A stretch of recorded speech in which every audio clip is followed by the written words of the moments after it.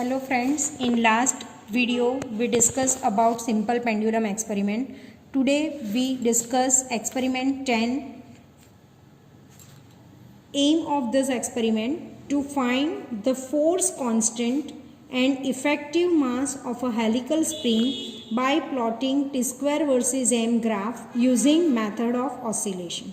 So in this experiment we have to find force constant, and you are familiar with this word. In fifth and sixth chapter we have already discussed about force constant. What is force constant? So in this case we know that F is directly proportional to displacement and opposite to it. So F is equal to minus kx, where k is known as force constant. Unit of force constant is Newton per meter, and from this formula we can give the definition of force constant, that is force constant is equal to force required to change the position of an oscillator by unit.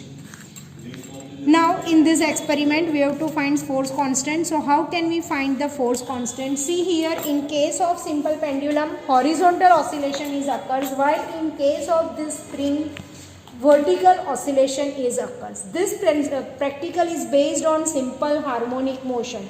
We have already discussed about simple harmonic motion in last video. So see, one helical spring is attached with a rigid support. At the free end of the spring, one mass is attached. Mass of this strand is 50 gram.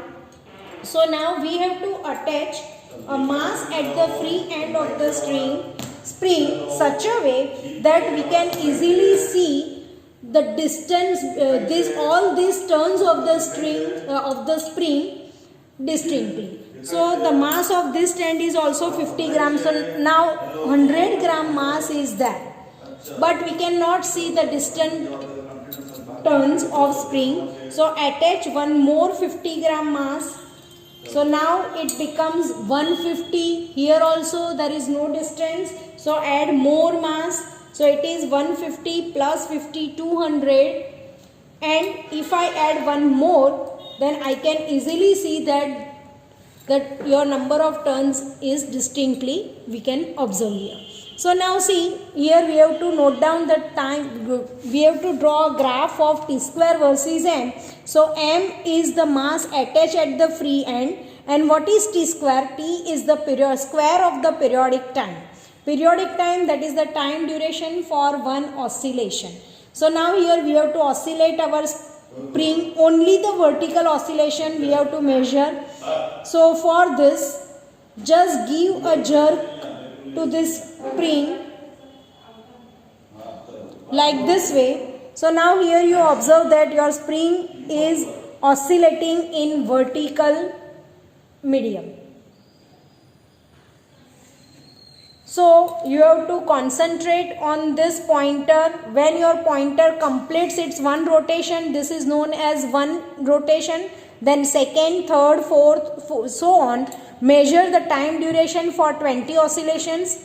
Divide this time with your number of oscillations. This is your time, periodic time. Find the T square, that is the square of this periodic time, and then draw a graph. So now see what is the observation table of this experiment. First column of this experiment is serial number.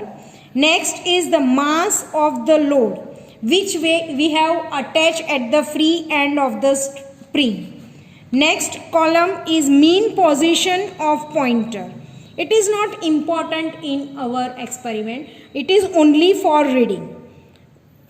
Next is number of oscillations, 20, 10, 30, whatever it is. Time for number of oscillation. So here you have to note down the time for you have to repeat this experiment for 2 times, for first and second. Then find the average of this. So definitely first time and second time when you do this experiment, both the times are nearer to each other. Then find out periodic time. So periodic time is equal to this average time divided by number of oscillation, and t square is required to draw a graph. So last column is t square, that is square of the periodic time, second square. Now see here how to take readings. So first of all, you observe that mass of this stand is 50 gram and here it is 1, 2, 3 and 4, that is 200 plus 50, 250. So write down here in your first column serial number 1, second column mass of the load is 250 gram and convert it into kilogram. So 0.250 kilogram. Now mean position. So see here, you have to note down the position of your pointer. So it is nearly 9.5. Right here it is nearly 9.5. So mean position is 9.5 centimeter. Now you have to start this experiment. You have to note down the time for 20 oscillations. So number of oscillation is 20. You know that how to note down the reading. So for this I have already told you that in simple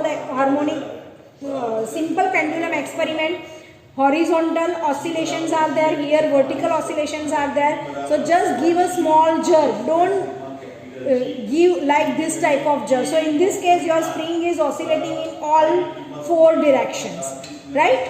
So just give a small jerk to the spring and note down the position of your pointer. When your pointer starts from here and comes here, this time one oscillation is completed. So now start oscillation of spring. Note down time for 20 oscillation. Okay, so now see, just 5, 4, 3, 2, 1, 0, start. 1, 2, 3, 4, 5, 6, 7, 8, 9, 10, 11, 12, 13, 14, 15, 16, 17, 18, 19, 20. So see here, the reading is 13 seconds. So write down in this column time for an oscillation 13 seconds. Repeat this experiment for same mass. Note down reading for this oscillation also. After completing this, just attach one more mass of 50 gram. So now your mass becomes 300, that is 0.3 kilogram. Note down the position. So I think so your position is near about 11.4 centimeter, right? So the mean position is 11.4 centimeter. Repeat this experiment for this mass. Note down time duration for 20 oscillations and complete your experiment for 4 to 5 different masses. After completing this, just remove your mass attached with the spring, and this is your unknown mass. You don't know the mass of this, right? So when you do for unknown mass, this time in column of mass of the load, write down unknown mass. Mean position is not required here, just keep dash here. Number of oscillation for this is also 20. Note down time for 20 oscillations. Method remains the same, just give a jerk and note down the time for 20 oscillation and divide this by 20, which is the periodic time for your unknown mass. And then do calculation and find your t square, square of the periodic time. As given to you in your question, draw a graph of m versus t square. So draw a graph of m versus t square, m on x-axis and t square on y-axis. Note down the points. We know that all points are not in a same line. It is nearer to the line. So don't worry. Draw your graph and then do the calculation.